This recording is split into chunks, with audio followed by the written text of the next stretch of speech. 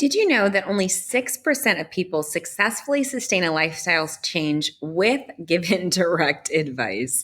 Ooh, that was a mouthful.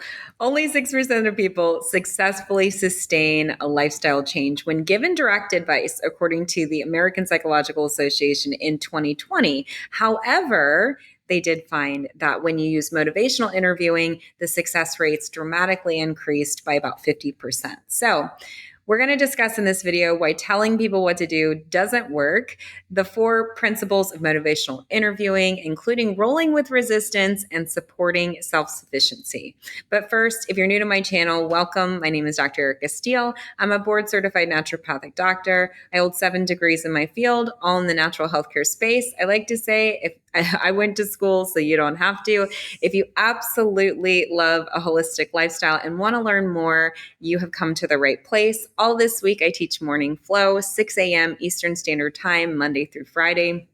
I also will be teaching a holistic healthcare and hypertension class as well on Thursday at 12 p.m. Eastern Standard Time. Don't worry if you can't catch it live, just go ahead and click the link below and you'll get the replay.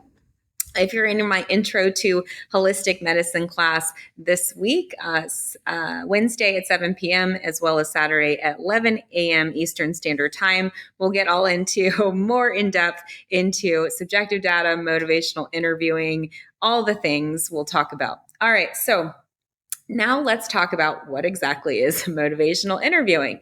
It's a collaborative, patient-centered approach to guiding behavior change. So instead of using coercion or using intimidation or force or manipulation, you really focus more on autonomy and self-motivation rather than this kind of forced compliance. So there are 4 principles to motivational interviewing. So the first one is expressing empathy. So understanding the patient's struggles. Now, we do have to be mindful because if we are too empathetic, then we have difficulty holding our patients accountable. So a little tricky there, right? And then we're going to develop discrepancies. So we're going to help them to see the gaps. So as we keep a safe distance from them a safe distance from us, we're going to really put everything in a container and see what's going on objectively. And as we're looking at that, we're looking at current habits, we're looking at current goals, we're looking at current results we want to create and looking for the gap. And so while we're doing that, of course, resistance will come up because it's change, but we're going to roll through it. We're going to try to be resilient.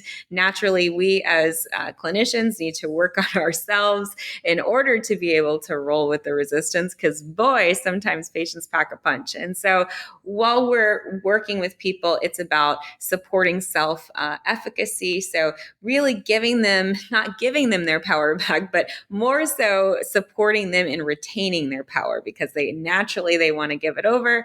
And you're like, no, keep it. It's yours.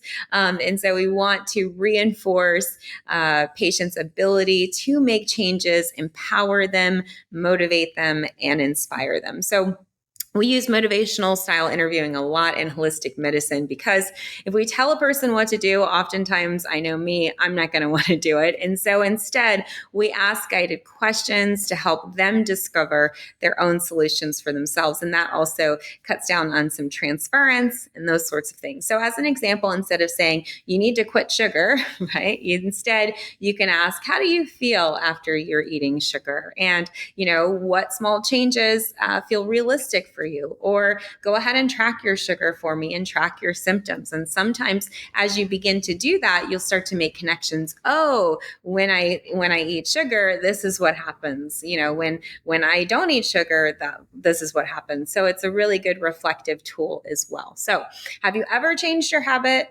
because you decided to rather than being told to? I want you to comment below and let me know what strategies you have used in order to change your mind.